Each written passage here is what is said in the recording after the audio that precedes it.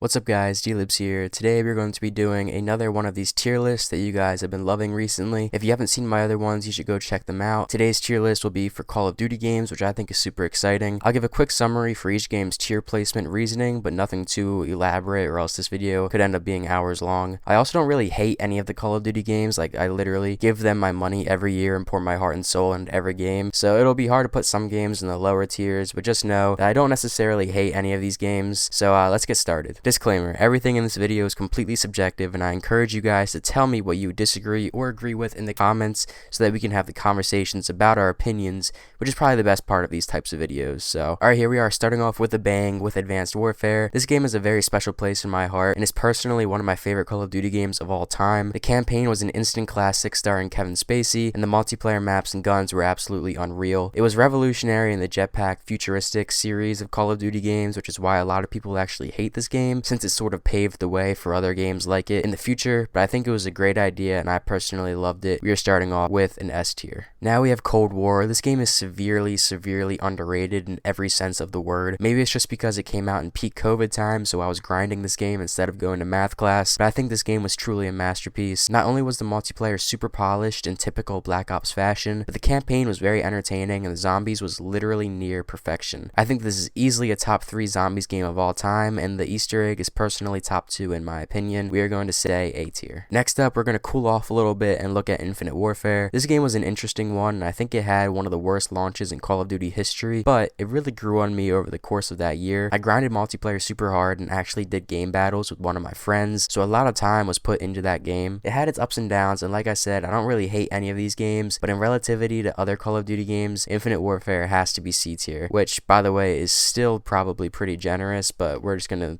leave it at that. Now, COD 4 Modern Warfare is incredibly revolutionary and it was the propelling game that really brought the franchise to the next step. It's an absolute classic when it comes to maps and guns. The multiplayer was also a huge improvement from the first 3 Call of Duties, and the campaign was of course a banger, as all the Modern Warfare campaigns are. COD 4 Modern Warfare is going into the A tier. This brings a pretty smooth transition into Modern Warfare 2019 next up. I think this game was super polished and honestly saved the whole entire franchise. Call of Duty was coming off of multiple years of their lowest sales ever, and this game's nostalgia factor was the saving grace. Additionally, it lived up to the hype. The campaign was a great spin-off of the original Modern Warfare and the multiplayer was great. However, I don't think it will ever be as good as the original, so we're gonna go with the B tier. Black Ops 4 is not one that I will spend a lot of time on. It pains me to do this because I know a lot of people who love this game, and like I said, I didn't hate it, but it's definitely my least favorite Call of Duty of all time. It was such a huge step back from what Black Ops 3 was, and really every aspect of the game was worse. Sorry Black Ops 4, you are gonna have to go into the trash tier. Now for Black Ops 3, now this is quite the step up because this game's multiplayer was literally flawless. It polished up on Advanced Warfare's movement and subjectively is my favorite multiplayer of all time. This was without a doubt my most played Call of Duty of all time as well. Keep in mind that this Call of Duty released during my gaming prime and was the first Call of Duty that I played on the next gen console of the time, which was the Xbox One. So long ago and so crazy to say that now. The campaign was good but not great, and honestly the multiplayer and zombies really just carried this game so hard. I'm putting BO3 in the S tier. Now Call of Duty 2. The first 3 COD games were great in laying the foundation out for the future, but if we're gonna be completely honest, they aren't comparable to today's games or even games of their time like COD 4 or the Battlefield games. We're gonna have to put COD 2 in the D tier. Call of Duty 3 is again very similar to the second. It was your very typical early 2000s shooter and it was an alright game, but just completely blown out of the water by the subsequent COD 4, so we're just gonna go ahead and put COD 3 right on next to COD 2. Black Ops 2 is a game that needs no introduction. Without a doubt, our first God tier submission. Objectively, it is the best multiplayer of all time and has a good campaign. It would be a sin to leave out zombies as well. It's easily the best zombies game overall with the best maps and Easter eggs. This game is basically the face of the franchise and is probably up there for one of the best video games of all time, not just in the Call of Duty franchise. Ghosts was a game that left me a bit disappointed. I always play the campaign first before touching multiplayer when I get a game, and the campaign left off with such a bad cliffhanger. It really left it just an awful taste in my mouth. It was a good campaign and then just got ruined by an unnecessary ending, and it made me less enthusiastic to play multiplayer. However, the multiplayer was still revolutionary in leaning, sliding, and overall movement, so I won't continue to overlook it. I'll never forgive Call of Duty for leaving Ghost off on a still unresolved cliffhanger, so we're gonna put it in the C tier next to Infinite Warfare. Modern Warfare 3 is another classic that I feel no shame in putting in the S tier. It's one of my favorite multiplayers of all time, is a core part of my childhood, and undoubtedly has one of the best campaigns ever as well. Definitely still a game that I go back to play today, and that longevity is what made this game so good. World at War is obviously an old one, but a great one. The campaign is super difficult yet incredibly good. Being able to storm the beaches of Normandy literally was enough to make me want to run through a brick wall as a kid. And the multiplayer is pretty similar to Modern Warfare's, although slightly worse, so there's not too many complaints there. I think a B tier placement is certainly fair. Alright, hot take, World War II is easily the best Call of Duty game to take place during the World War II era. This game is another one of my guilty pleasures that is probably a top 5 in my personal favorite multiplayers ever. The campaign was good, but not necessarily memorable, but being able to run around Gibraltar or the Adrenes Forest or USS Texas with the Tommy gun or the PPSH is enough to put this game in the A tier for me. The original Black Ops game is one that doesn't get enough love in my opinion. I actually think that this game's campaign was infinitely better than the Black Ops 2 storyline, playing as Mason, and the multiplayer is also really fun. Of course, the game as a whole doesn't come any close to comparing to Black Ops 2, but we're gonna put Black Ops in the A tier. Call of Duty 1 is going in the F tier pretty comfortably. People will be mad that I put it so low, but we are comparing it to all the games that came after. As I stated earlier with the first 3 COD games, they really just aren't comparable to the games that would follow. This game at least laid the foundation for future games to come, but that's pretty much the only good thing that came from it. Vanguard is going to give us back-to-back F tier placements for sure. I think this game is my least played Call of Duty game ever, which includes the games that I wasn't even alive for when they were released, so take this all with like a grain of salt. I thought the campaign was decently fun, but was a very cliche Nazi hunting World War II game, and didn't compare to the storyline that World War II had back in 2017. The multiplayer was unbearable to me, which is why I spent hardly any time grinding it out. Now we're on to bigger and better things with Modern Warfare 2, and to be honest, this is the biggest and bestest that Call of Duty has ever had, the absolute peak. In my opinion, this is the greatest Call of Duty game of all time when looking at the game as a whole. It's the only game that gives Black Ops 2 multiplayer a run for its money and has the best campaign ever. Even with how old this game is, it still feels so polished and it's just incredible in every sense of the word. God tier material right next to Black Ops 2.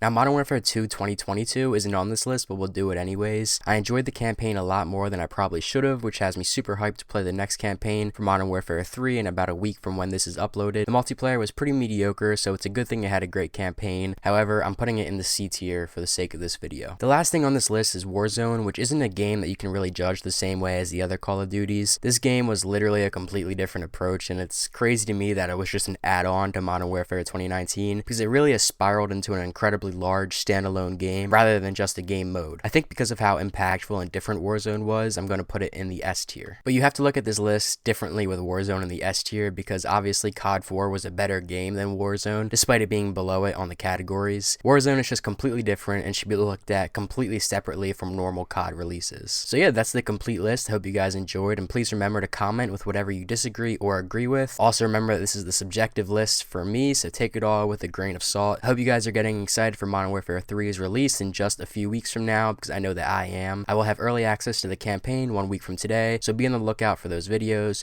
But besides for that, thank you guys all so much for watching, and I'll see you guys all in the next one. Peace.